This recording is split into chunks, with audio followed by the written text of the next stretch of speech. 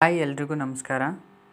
ಇಂದು ನಾನು BAMS ಕೋರ್ಸ್ಗಳ option entry ಪ್ರಕ್ರಿಯೆಗೆ ಸಂಬಂಧಿಸಿದಂತೆ ಪ್ರಸ್ತುತ ಪರಿಸ್ಥಿತಿ ಮತ್ತು ಲಭ್ಯವಿರುವ ಮಾಹಿತಿಯ ಬಗ್ಗೆ ಚರ್ಚಿಸಲಿದ್ದೇನೆ.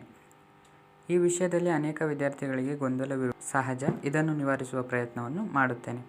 BAMS ಕೋರ್ಸ್ಗಳಿಗೆ ಆಪ್ಷನ್ ಎಂಟ್ರಿ ಪ್ರಕ್ರಿಯೆಯು ಇನ್ನೂ ಪ್ರಾರಂಭವಾಗಿಲ್ಲ. ಇದಕ್ಕೆ ಪ್ರಮುಖ ಕಾರಣವೆಂದರೆ ಸಂಬಂಧಪಟ್ಟ ಪ್ರಾಧಿಕಾರಗಳಿಂದ ಸರಿಯಾದ ಸೀಟ್ ಮ್ಯಾಟ್ರಿಕ್ಸ್ ಅನ್ನು ಇನ್ನೂ ಬಿಡುಗಡೆ ಮಾಡದಿರುವುದು.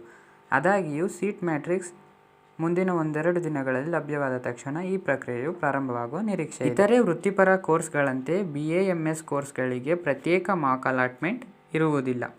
ಈಗಾಗಲೇ ಜುಲೈ 22ರ ಒಳಗೆ ಆಯ್ಕೆಗಳನ್ನು ನಮೂದಿಸಿದ್ದ ಇತರೆ ಕೋರ್ಸ್ಗಳಿಗೆ ಮಾಕ್ ಅಲಾಟ್ಮೆಂಟ್ ಫಲಿತಾಂಶವನ್ನು ಪ್ರಕಟಿಸಲಾಗುವುದು.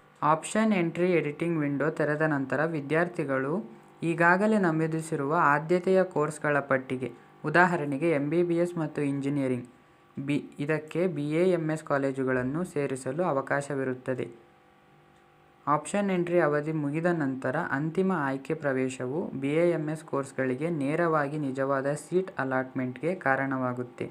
ಇಲ್ಲಿ ಪ್ರತ್ಯೇಕ ಮಾಕ್ ಅಲಾಟ್ಮೆಂಟ್ ಇರುವುದಿಲ್ಲ.